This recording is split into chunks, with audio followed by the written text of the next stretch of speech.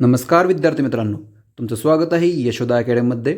आजच्या व्हिडिओमध्ये आपण बॉम्बे हायकोर्ट क्लर्क भरती 2026साठी GSची पहिली मॉक टेस्ट घेणार आहोत आणि ही मॉक टेस्ट 30 प्रश्नांची असणार आहे. याआधी आपण 90 प्रश्नांची एक फुल मॉक टेस्ट घेतली होती, त्याचाही व्हिडिओ आपल्या चॅनलवरती अपलोडेड आहे. जर तो अजून तुम्ही बघितला नसेल तर तोही बघून घ्या. ज्यांनी बघितलं आहे त्यांना माहिती आहे आपण कसं डिटेलमध्ये विश्लेषण करतो, जेणेकरून ह्या जर पुढच्या 4 ऑप्शनवरती जर एखादा प्रश्न तयार झाला तर तो तुमचा चुकता कामा नये याची गॅरंटी मी घेत असतो. त्यामुळे आपण पूर्ण 360 व्ह्यूमध्ये याचं विश्लेषण करणार आहोत. तर हा व्हिडिओ नक्की शेवटपर्यंत बघा, तुमच्यासाठी फायदेशीर ठरणार आहे. आणि फक्त तुम्हाला जेव्हा मी ॲनालिसिस करेल, विश्लेषण करेल, तेव्हा तुम्हाला फक्त एक काम करायचं आहे, ते म्हणजे जेव्हा पण मी एखादा प्रश्न घेईल तेव्हा तुमचा स्वतःचा आन्सर रेडी ठेवायचा आहे आणि तो तुम्हाला तुमचा आन्सर टॅली करायचा आहे, जेणेकरून जेव्हा व्हिडिओ संपेल तेव्हा तुम्हाला तुमचा स्कोअर काढता येईल आणि तो स्कोअर तुम्हाला कमेंट बॉक्समध्ये मला सांगायचा आहे, जेणेकरून इतरांशी तुम्हाला तुलना करता येईल आणि तुम्हाला समजेल तुम्ही किती स्पर्धेमध्ये आहेत ते. ठीक आहे, तर चला उशीर न करता आजच्या व्हिडिओला सुरुवात करूया. पहिला प्रश्न, आणि हे जे प्रश्न आहेत ते मी दोन्ही लँग्वेजमध्ये ठेवलेले आहेत, कारण की काही जणांना मराठी सुटेबल नसतं, ज्यांना इंग्लिशमध्ये सुटेबल आहेत ते इंग्लिश प्रेफर करू शकतात आणि ज्यांना मराठी आहे ते मराठी यूज करू शकतात. ठीक आहे. उच्च न्यायालयाच्या न्यायाधीशांची नियुक्ती कोण करतो असा प्रश्न आहे. तर गव्हर्नर नाही, गव्हर्नर त्यांनी पहिलाच ऑप्शन दिलेला आहे, तो तुमची चूक व्हावी ह्यासाठी दिलेला आहे. गव्हर्नर करत नाही. गव्हर्नर हा डिस्ट्रिक्ट न्यायालय म्हणजेच जिल्हा न्यायालयाची जिल्हा न्यायालयाच्या न्यायाधीशाची नेमणूक करत असतो. त्यामुळे राज्यपाल तर नाही, मुख्यमंत्री तर काही संबंध नाही, प्रेसिडेंट करत असतो. बरोबर आहे. प्रेसिडेंट हा CJI म्हणजे सर्वोच्च न्यायालयाचा सरन्यायाधीश आणि संबंधित राज्याचे राज्यपाल यांचा सल्ला घेऊन राष्ट्रपती ही उच्च न्यायालयाच्या न्यायाधीशाची नियुक्ती करत असतात. ठीक आहे. चीफ जस्टिस ऑफ इंडिया तर नाहीच आहे. ठीक आहे. त्यामुळे उत्तर आपलं ऑप्शन C असणार आहे. आता थोडं राज्यपालबद्दल बघूया. महाराष्ट्राचे सध्याचे राज्यपाल कोण आहेत तर आचार्य देवव्रत आहेत. जेव्हा ह्यांनी शपथ घेतली होती तेव्हा ह्यांनी संस्कृतमध्ये शपथ घेतली होती, संस्कृत भाषेमध्ये. आणि ह्यांच्याकडे आता सध्या महाराष्ट्राचा अतिरिक्त कारभार आहे, म्हणजे ते गुजरातचे सुद्धा राज्यपाल आहेत, हे लक्षात ठेवा. जर आपण राज्यपालाचं जर कलम बघितलं तर ते कलम कुठलं आहे, 153. राज्यघटनेमध्ये 153 कलमामध्ये राज्यपाल या पदाची तरतूद आहे. 154 मध्ये कार्यकारी अधिकार दिलेले आहेत, 155 मध्ये नियुक्ती, 156 मध्ये कालावधी दिलेला आहे, 157 मध्ये योग्यता दिलेली आहे आणि 158 मध्ये सेवा शर्ती आणि महत्त्वाचं कलम 159 मध्ये शपथ दिलेली आहे. हे कलमसुद्धा लक्षात ठेवा, कारण की 2 ते 3 प्रश्न पॉलिटीवरती येतात, त्यामुळे लक्षात ठेवा. आता तुम्हाला सध्याचे उच्च न्यायालयाचे मुख्य न्यायाधीश कोण आहेत हे तुम्ही मला कमेंट बॉक्समध्ये सांगायचं आहे. ठीक आहे. आणि जे राज्यपाल आलेत आचार्य देवव्रत, त्यांच्या आधी कोण होतं तर CP राधाकृष्ण होते. ते काय झालेत आता व्हाईस प्रेसिडेंट म्हणजे उपराष्ट्रपती झालेले आहेत. त्यांच्या जागी आचार्य देवव्रत आलेले आहेत. पुढचा प्रश्न बघूया. भारतात माहितीचा अधिकार कायदा कोणत्या वर्षी मंजूर झाला? 2002ला नाही, तर तो 2005ला झाला होता. ऑप्शन B आहे उत्तर आपलं. ठीक आहे. आता याच्यामध्ये जरा डिटेलमध्ये बघूया काही तारखा. तर तो संसदेत कधी मंजूर झाला होता? 12 मे 2005ला मंजूर झाला होता. त्याच्यावरती राष्ट्रपतीची संमती कधी मिळाली होती तर 15 जून 2005ला. आणि मेन लागू कधी झाला ही तारीख तुमची कंपल्सरी तुमच्या लक्षात पाहिजे, 12 ऑक्टोबर 2005ला. हे 3 तारखा लक्षात ठेवायचे. ह्या 2 नाही राहिल्या तर ठीक आहे, पण ही मेन लक्षात तुमच्या राहिली पाहिजे, 12 ऑक्टोबर 2005.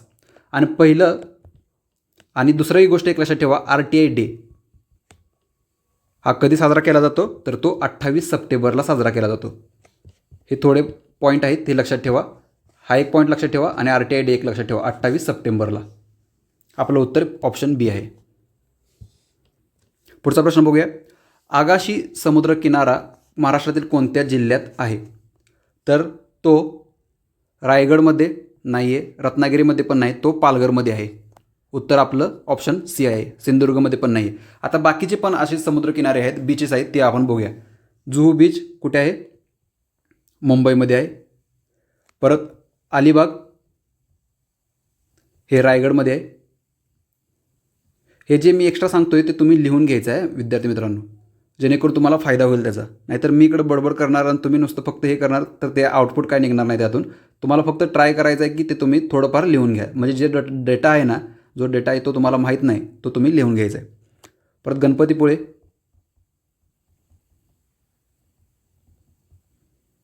रत्नागिरीमध्ये आहे. परत तारकर्ली हा जरा महत्त्वाचा आहे, लक्षात ठेवा. तारकर्ली हा सिंधुदुर्गमध्ये. हरिहरेश्वर रायगडमध्ये आहे. आणि मांडवा रायगडमध्ये. गुहागर रत्नागिरीमध्ये. हे एक्स्ट्राचे बीचेससुद्धा लक्षात ठेवा, ठीक आहे. आगाशी बीच कुठे आहे तर पालघरमध्ये. Option C. पुढचा प्रश्न बघूया.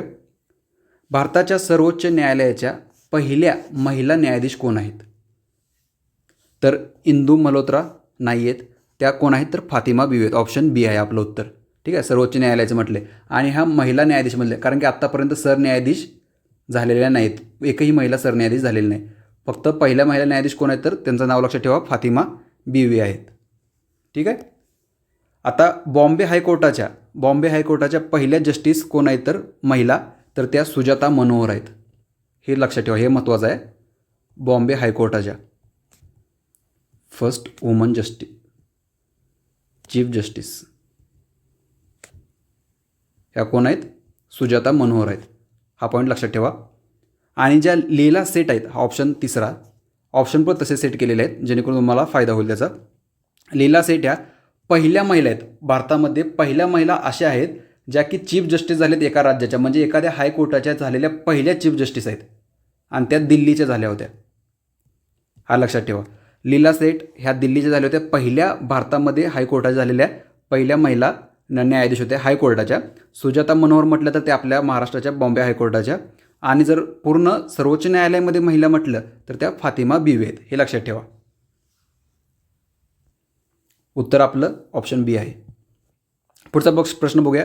पंचायत राज स्वीकारणारे भारतातील पहिले राज्य कोणते असं विचारलेलं आहे. तर ते पहिले राज्य कुठले आहे? महाराष्ट्र तर नाहीच आहे.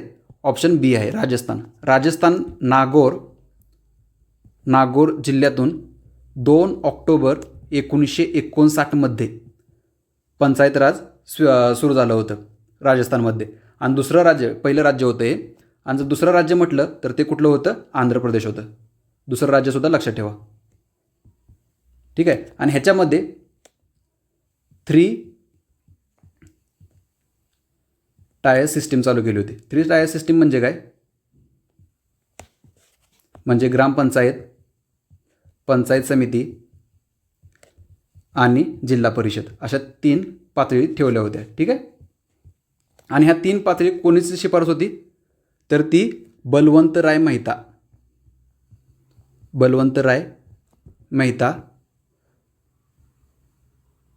समितीची शिफारस होती. जी कधी स्थापना झाली होती? बलवंतराय मेहता समितीची स्थापना कधी? 1957 हे सुद्धा लक्षात ठेवा. पहिलं राज्य म्हटलं तर राजस्थान, दुसरं राज्य म्हटलं तर आंध्र प्रदेश. आणि तारीख कधी राजस्थानमध्ये लागू झालेली?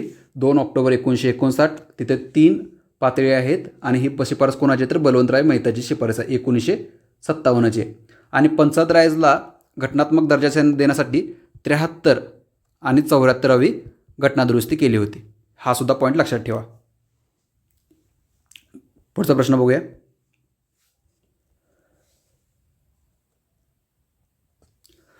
Grand old man of India म्हणून कोणाला ओळखले जाते? Grand old man of India म्हणून कोणाला ओळखलं जातं? तर ते बाल गंगाधर टिळक यांना नाही ओळखलं. त्यांना भारतीय अशांततेचे जनक असे म्हटलं जातं. आणि दादाभाई नौरोजी यांना grand old man of India असं म्हटलं जातं. महात्मा गांधींना पण नाही म्हटलं जात. परत गोपाळ कृष्ण गोखले यांना सुद्धा म्हटलं नाही जात. उत्तर आपलं बी आहे, ऑप्शन बी आहे, ठीक आहे. आता दादाभाई नौरोजीबद्दल अजून जरा इतर माहिती बघूया. त्यांची महत्त्वाची माहिती म्हणजे ते काँग्रेसची जी स्थापना झाली होती 28 डिसेंबर 1885ला त्याच्यामध्ये ते संस्थापक सदस्य होते, म्हणजे स्थापना करण्यामध्ये त्यांचासुद्धा हात होता. आणि ते काँग्रेसचे 3 वेळा हे होते, अध्यक्ष होते. कधी कधी 1886, 1893 आणि 1906ला या तिन्ही अधिवेशनाला ते अध्यक्ष होते. परत मोहम्मद अली जिन्ना हे त्यांचे खाजगी सचिव होते.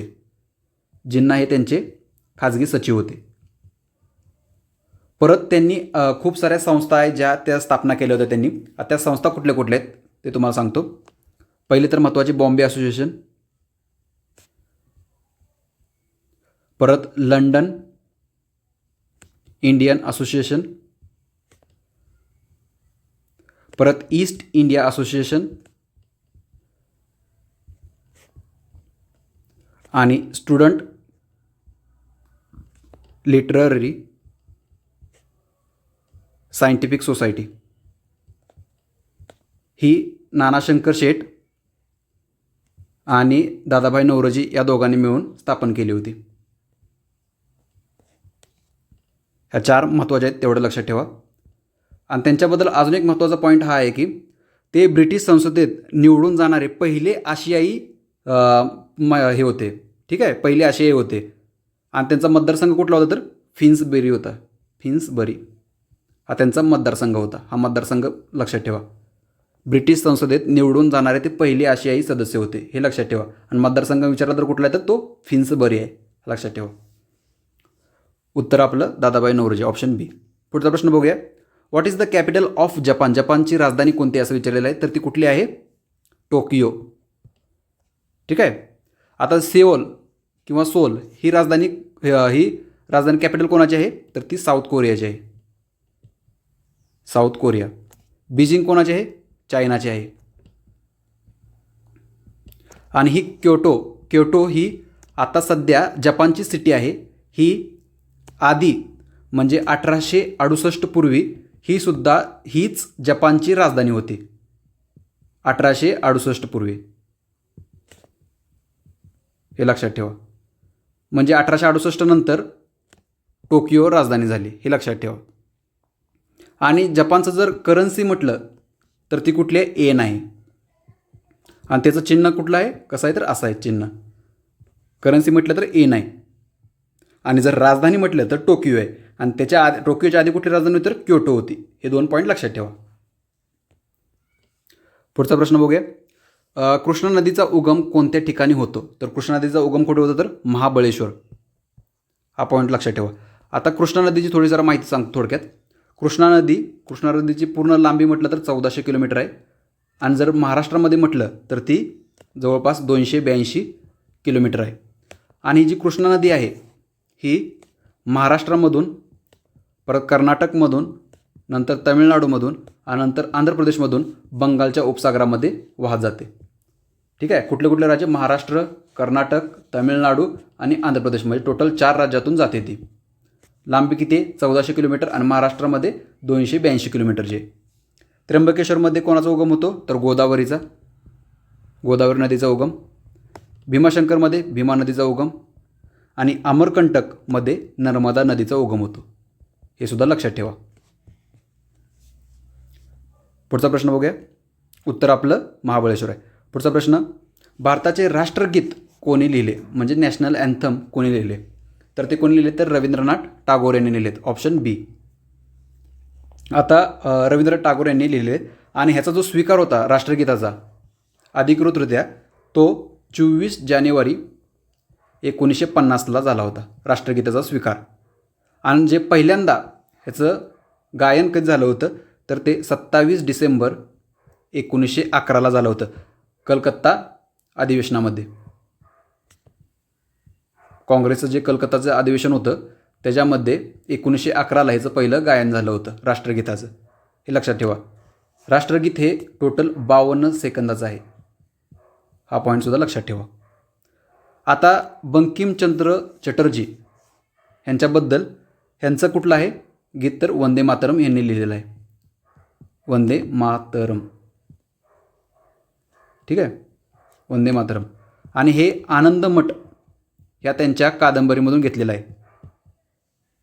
ठीक आहे, आनंदमठ कुठून घेतलेलं आहे वंदे मातरम कुठून घेतलेलं तर आनंदमठ या कादंबरीतून घेतलेलं आहे. आनंदमठ कादंबरी कोणाचे तर बंकिमचंद्र चटर्जी यांचे. हे पॉईंट लक्षात ठेवा. पुढचा प्रश्न बघूया. उत्तर आपलं काय आहे? रवींद्रनाथ टागोर. ऑप्शन बी. पुढचा प्रश्न बघूया. भारतात कोणता दिवस संविधान दिन म्हणून साजरा केला जातो? संविधान दिन म्हणून कधी साजरा केला जातो तर तो 26 नोव्हेंबर हा साजरा केला जातो. आणि हा कधीपासून सुरू केला आहे संविधान दिन साजरा करण्याचा तर 2015पासून सुरू केलेला आहे. आता का सुरू केला म्हणजे 26 नोव्हेंबरच तारीख का ही केली तर 26 नोव्हेंबर 1949ला आपलं संविधान स्वीकार केलं होतं म्हणजे स्वीकृत केलं होतं आणि ते 26 जानेवारी 1950ला लागू झालं होतं. ठीक आहे. म्हणून 26 नोव्हेंबर ही तारीख चूज केली होती. हे लक्षात ठेवा. संविधान दिन कधी असतो तर 26 नोव्हेंबरला असतो. पुढचा प्रश्न बघूया. मुंबई उच्च न्यायालयाची स्थापना कोणत्या वर्षी झाली तर 1858ला नाही 1862ला झाली होती. कधी? ऑप्शन बी आहे 1862ला झाली होती. आता 1861चा कायदा आहे म्हणजे ॲक्ट म्हटलं तर तो 1861चा आहे आणि स्थापना म्हटलं तर 1862ला आहे. आणि 1862ला 3 हायकोर्टाची स्थापना झाली. एक पहिलं कलकत्ता झालं, नंतर बॉम्बे हायकोर्ट आणि नंतर मद्रास हायकोर्ट. बॉम्बे हायकोर्टाची तारीखसुद्धा लक्षात ठेवायची आहे तुम्हाला 14 ऑगस्ट 1862.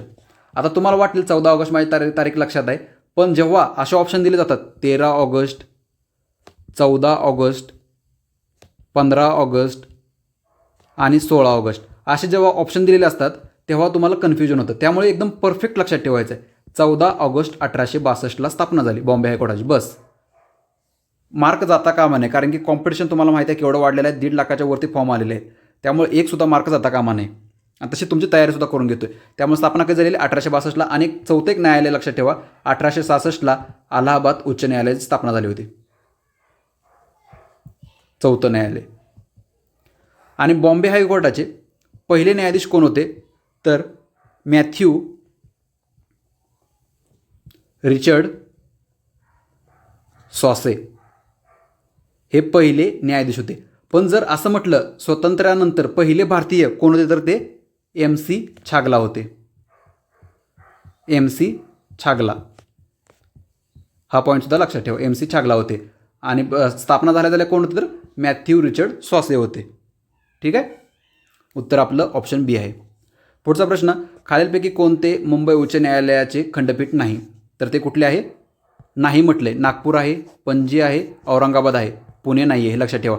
हा फ्री हिट आहे. असे क्वेश्चन तुम्हाला दिसणार त्यामुळे तिथं जास्त वेळ द्यायचाच नाही आहे कारण की आपल्याला 90 प्रश्न सॉल्व करायचे आहेत. आपला मेन टास्क कुठे असणार आहे तर 40 मॅथ्स आणि रिझनिंगमध्ये कारण की तिथं आपला जास्त वेळ जाणार आहे त्यामुळे ते आपल्याला कवरसुद्धा करायचं आहे. त्यामुळे इथं जास्त वेळ द्यायचा नाही आपल्याला. उत्तर काय आपला ऑप्शन डी आहे पुणे. पुण्यामध्ये खंडपीठ नाही आहे. पुढचा प्रश्न. उच्च न्यायालयाच्या मुख्य न्यायाधीशांचा पद व गोपनीयतेची शपथ कोण देतो तर कोण देत असतो? गव्हर्नर म्हणजेच राज्यपाल. उच्च न्यायालयाचं म्हटलंय. जर सर्वोच्च न्यायालयाचं म्हटलं तर राष्ट्रपती शपथ देत असतात. हे लक्षात ठेवा. उच्च न्यायालयाच्या मुख्य न्यायाधीशांना कोण देतात शपथ तर राज्यपाल देतात. हे लक्षात ठेवा. ऑप्शन उत्तर आहे आपलं. आणि कलम कुठला आहे याच्यासाठी भारतीय राज्यघटनेमध्ये कलम 219 आहे कलम. आणि जेव्हा राष्ट्रपती शपथ देत असतात सरन्यायाधीशांना सुप्रीम कोर्टाच्या सरन्यायाधीशांना ते कलम कुठला आहे तर 124(6) अंतर्गत शपथ देत असतात. आणि हायकोर्टामध्ये कलम 219 आहे. कलमसुद्धा लक्षात ठेवा. जर पेपर टफ आला तर आपलं चुकता कामा नये. उत्तर आपलं ऑप्शन ए आहे. पुढचा प्रश्न बघूया. भारतीय संविधानाचे कोणते कलम समानतेच्या अधिकाराशी संबंधित आहे तर 21 कलम नाही आहेत. 21 कशामध्ये येते तर ते स्वातंत्र्याच्या हक्कामध्ये येते. स्वातंत्र्याच्या हक्कामध्ये येते. कलम 14 हे उत्तर आपलं आहे. ठीक आहे. कलम 14 हे कशामध्ये येते तर समानतेच्या हक्कामध्ये येते. ठीक आहे. आता कलम 19 हे सुद्धा कशामध्ये येते तर स्वातंत्र्याच्या हक्कामध्ये येते. आणि कलम 32 हे कशामध्ये येते तर घटनात्मक उपायांचा अधिकार ह्याच्यामध्ये येते. आता सगळे बघूया. समानतेच्या हक्कामध्ये कलम 14 ते 18 येतात. परत जर स्वातंत्र्याच्या हक्कामध्ये कलम 19 ते 22 येतात. परत कलम 23 ते 24 हे शोषणाविरोधाचे हक्क आहेत. आणि धर्म स्वातंत्र्याचा हक्क यामध्ये 25 ते 28 येतात. आणि सांस्कृतिक आणि शैक्षणिक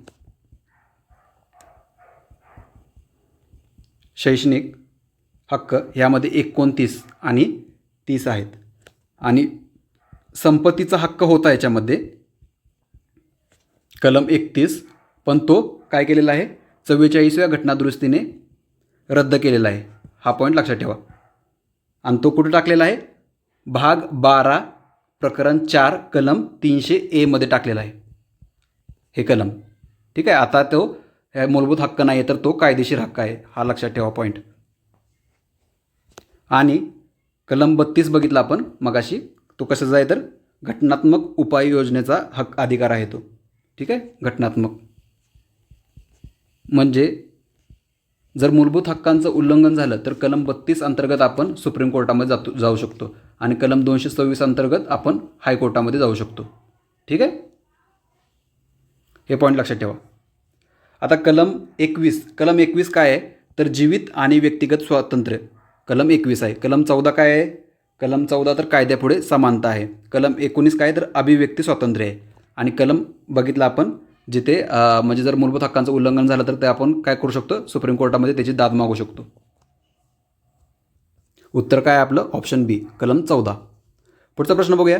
उच्च न्यायालयाच्या न्यायाधीशांच्या निवृत्तीचे वय विचारलेलं आहे. तर ते किती आहे, 60 वर्ष नाही आहे, 60 वर्ष आधी होतं.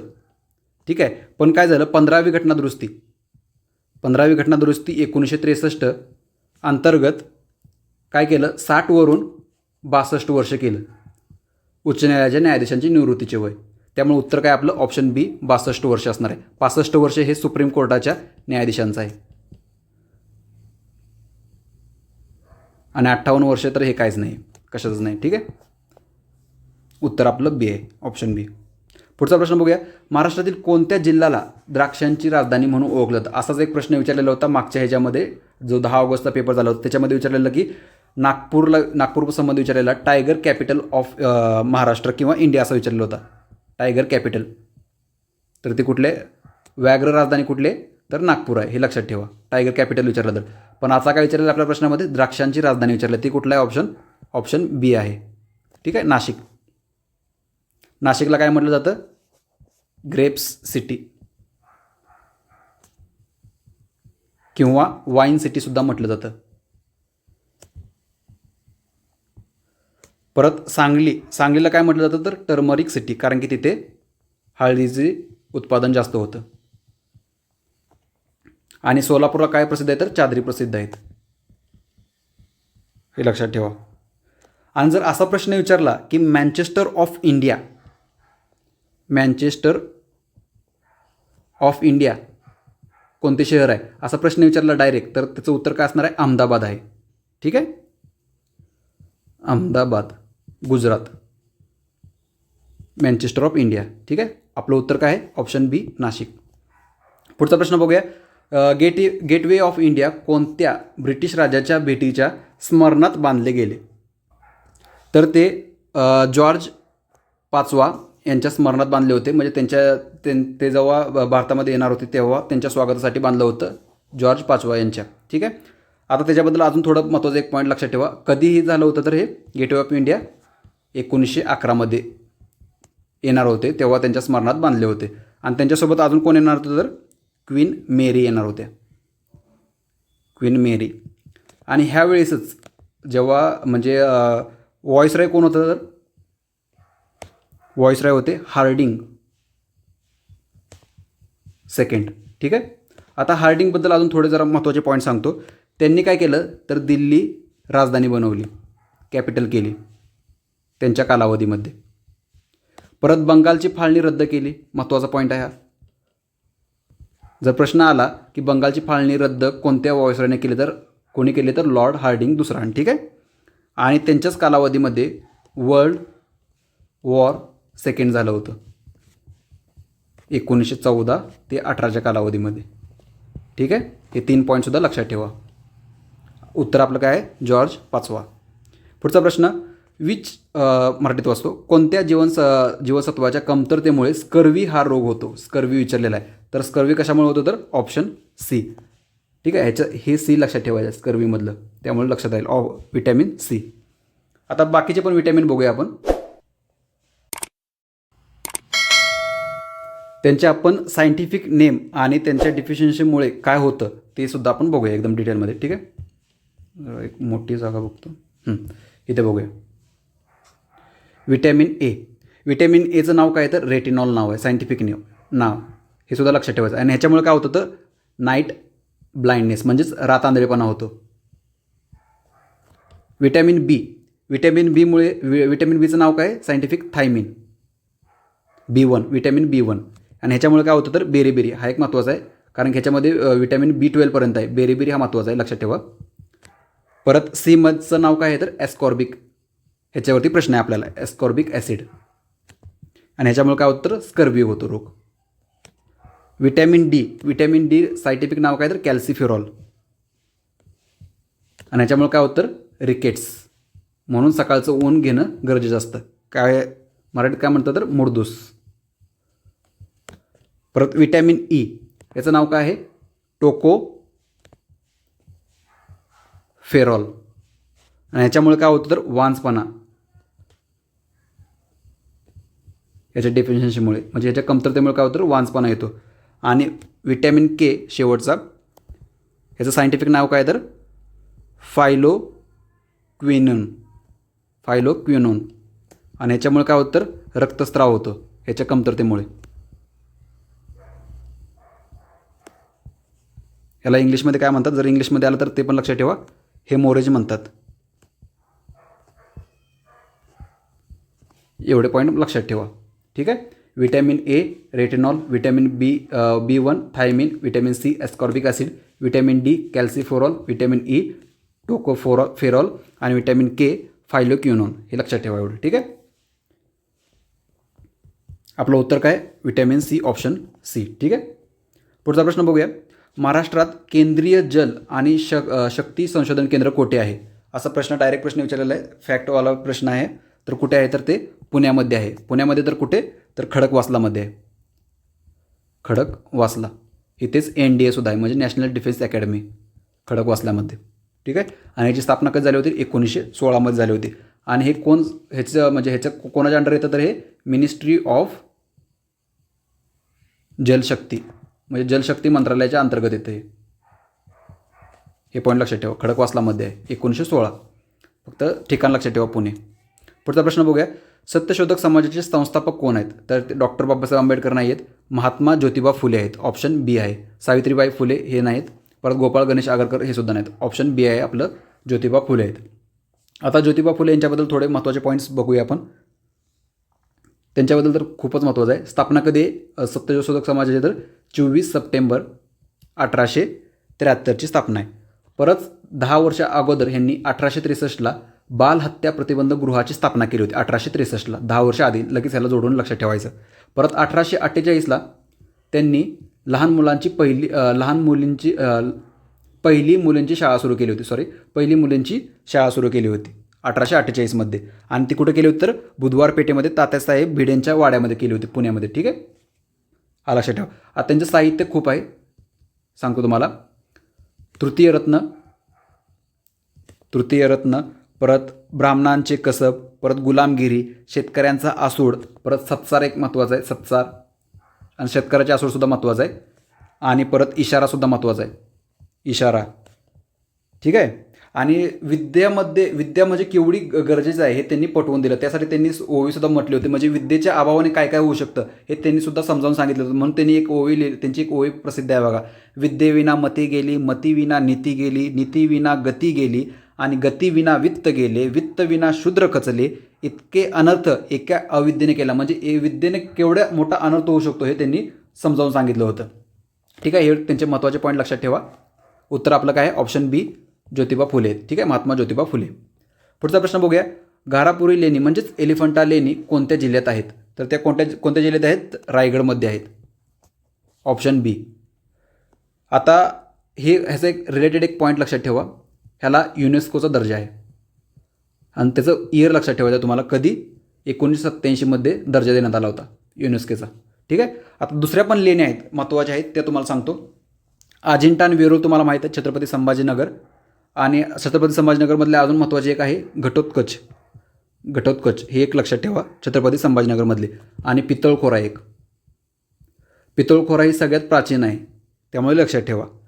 परत कान्हेरी मुंबईमध्ये आहे, बोरिवली. परत भाजा कुठे आहे, पुणेमध्ये. परत बेडसे पुणेमध्ये, लक्षात ठेवा. परत पांडवलेणी कुठं आहे, नाशिकमध्ये, हे लक्षात ठेवा.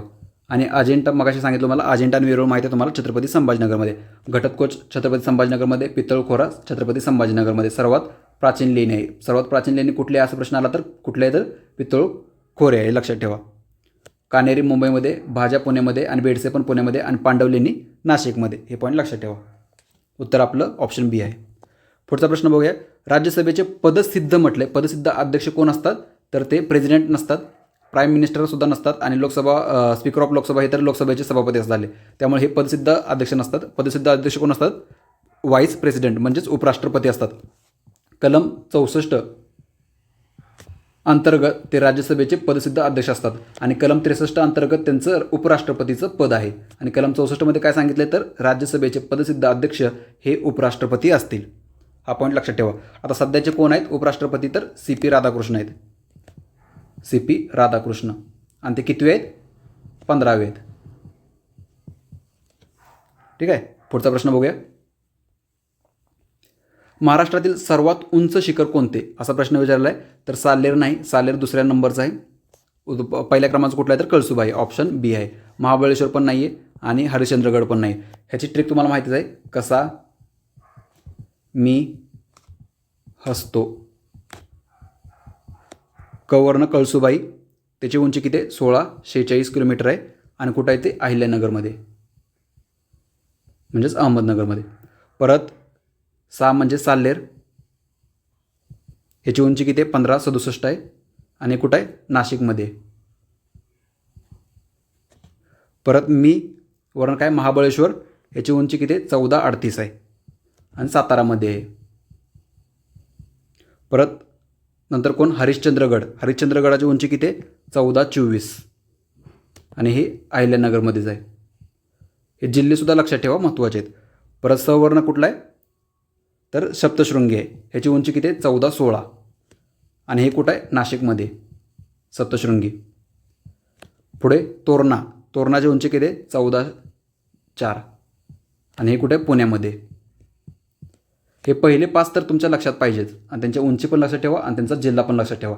ट्रिकवरून लक्षात ठेवा, कसा मी हसतो आणि मग त्यांचं हे पण लक्षात ठेवा. क्रमाने लक्षात, जर असं लक्षात राहत नसेल तर क्रमाने उंची लक्षात ठेवा. 1646, परत असं 1567, परत 1438, 1424, 1416, 1404 असं क्रमाने लक्षात ठेवा, म्हणजे लक्षात राहील. ठीक आहे. उत्तर काय आपलं कळसुबाई. पुढचा प्रश्न. अमृत क्रांती कोणत्या क्षेत्राच्या संबंधित आहे. अमृत क्रांती म्हटले तर ते कोणाच्या संबंध आहे, मिल्क प्रोडक्शन ह्यासाठी नाही, तर कारण की ह्यासाठी काय होतं, मिल्क प्रोडक्शनसाठी कुठलं होतं तर ते ऑपरेशन फ्लड होतं किंवा धवल क्रांती होती, वर्गीस कुरियन. ठीक आहे. फ्रूट प्रोडक्शन हे पण नाही आहे, कारण ह्यासाठी कुठली होती सुवर्ण क्रांती होती. उत्तर काय आपलं ऑप्शन सी आहे, नद्याजोड प्रकल्प. आणि तेलबियासाठी कुठली होती तर पीत क्रांती होती. क्रांत्या महत्त्वाच्यात लक्षात ठेवा. ठीक आहे. फ्रूट म्हटलं, फळांसंबंधी म्हटलं तर सुवर्ण क्रांती, दूध म्हटलं तर धवल क्रांती आणि जर तेलबिया म्हटलं तर पीत क्रांती आणि अमृत क्रांती म्हटलं तर नद्याजोड प्रकल्पाशी संबंधित आहे, हे लक्षात ठेवा. आता नद्या जोड प्रकल्प क्रांती का केले होते, ह्याचं मागचं उद्दिष्ट काय होतं तर उत्तर भारतामधील नद्या आणि ज्या दक्षिण भारतामधल्या नद्या यांना जोडून, म्हणजे उत्तर भारतातील नद्यांना दक्षिण भारताशी जोडून जी पाणी टंचाई आहे ना, पाणी टंचाई होते त्याच्यावर मात करणे आणि कृषी सिंचन वाढवणे हे त्याच्या मागचं उद्दिष्ट होतं. त्यामुळे ही अमृत क्रांती सुरू केली होती. ठीक आहे. पुढचा प्रश्न बघूया. भारतातील पहिली रेल्वे कोणत्या 2 स्थानकादरम्यान धावली होती, तर ती कोणत्या 2 स्थानकांदरम्यान धावली होती तर मुंबई ते ठाणे या दरम्यान धावली होती. आणि जर तुम्हाला असा ऑप्शन दिला बोरी बंदर ते ठाणे, तरीसुद्धा बरोबर आहे. ठीक आहे. कधी धावली होती? 16 एप्रिल 1853 धावली होती.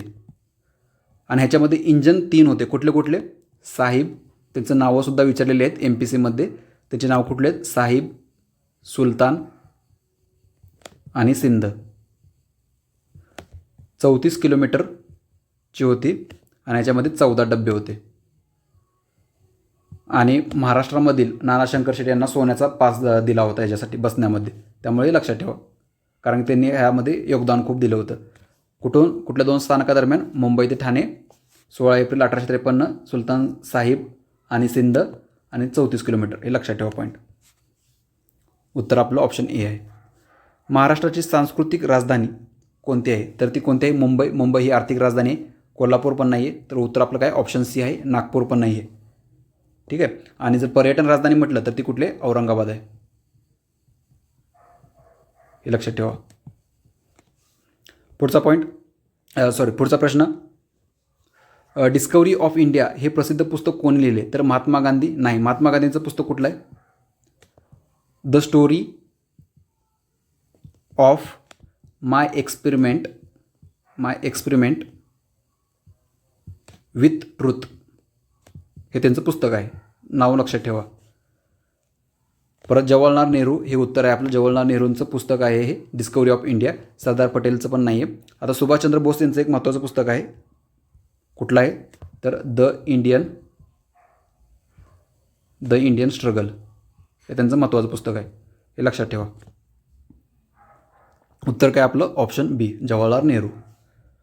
पुढचा प्रश्न बघूया. उल्कापातामुळे तयार झालेल्या लोणार सरोवर कोणत्या जिल्ह्यात आहे? तर ते कोणत्या जिल्ह्यात आहे? तर बुलढाणामध्ये आहे. अकोलामध्ये नाही, जळगावमध्ये पण नाही, वाशिम नाही. उत्तर आपलं ऑप्शन बी आहे. पुढचा प्रश्न बघूया. राष्ट्रपती राज्यसभेवर किती सदस्यांची नियुक्ती करतात? तर 2 नाही, 10 पण नाही, तर किती? 12 सदस्यांची नियुक्ती करतात. आता त्यांचं क्षेत्र कुठलं, म्हणजे कुठल्या क्षेत्रामधून ते नियुक्ती करतात 12 सदस्यांची? तर साहित्य, विज्ञान, कला, समाजसेवा या 4 क्षेत्रामधून 12 सदस्यांची ते नॉमिनेशन करतात. आता टोटल 250 सदस्य असतात. त्यापैकी 238 हे काय करतात? तर निवडून येतात, म्हणजे इलेक्टेड असतात. आणि 12 हे नामनिर्देशित असतात, म्हणजे नॉमिनेशन असतात. हे लक्षात ठेवा. ठीक आहे. पुढचा प्रश्न. कोणत्या मराठी लेखकाला कुसुमाग्रज म्हणून ओळखले जाते? तर ते पु ल देशपांडे यांना नाही, वि.वा. शिरवाडकर यांना ते ओळखले जाते. ठीक आहे. वि.वा. शिरवाडकर यांना काय म्हटलं जातं? तर कुसुमाग्रज म्हटलं जातं. वि.स. खांडेकरांना पण नाही आणि विंदा करंदीकरांना पण नाही. ठीक आहे. आता विष्णू वामन शिरवाडकर यांचं महत्त्वाचं कुठलं नाटक होतं? तर नटसम्राट हे होतं. नटसम्राट हे लक्षात ठेवा. नटसम्राट, वि.वा. शिरवाडकर म्हणजेच विष्णू वामन शिरवाडकर. आता पु ल देशपांडे यांना साहित्य अकादमी पुरस्कार मिळाला होता आणि त्यांचं पुस्तक कुठलं होतं? तर व्यक्ती आणि वल्ली हे त्यांचं प्रसिद्ध पुस्तक होतं. आणि दुसरं बटाट्याची चाळ हे सुद्धा त्यांचं प्रसिद्ध होतं. परत विष्णू म्हणजेच वि.स. खांडेकर, विष्णू सखाराम खांडेकर यांचं महत्त्वाचं पुस्तक कुठलं होतं? ययाती. ह्यासाठी त्यांना ज्ञानपीठ पुरस्कारसुद्धा मिळाला होता 1974 पहिला ज्ञानपीठ पुरस्कार यांना मिळाला होता ययाती पुस्तकासाठी. त्यामुळे लक्षात ठेवा. आत्तापर्यंत ज्ञानपीठ पुरस्कारावरून तुम्हाला जरा एक माहिती सांगतो. ज्ञानपीठ पुरस्कार आत्तापर्यंत महाराष्ट्रामध्ये म्हणजेच मराठी भाषेसाठी आत्तापर्यंत फक्त 4च भेटलेत. कोणकोणते आहेत? पहिला वि.स. खांडेकर यांना मिळाला आहे, ययातीसाठी मिळाला होता. परत दुसरा वि.वा. शिरवाडकर यांना मिळाला होता, वि.वा. शिरवाडकर. तिसरा विंदा करंदीकर यांना मिळाला होता. ह्यांना त्यांच्या योगदानाबद्दल मिळाला होता. आणि चौथा भालचंद्र नेमाडे.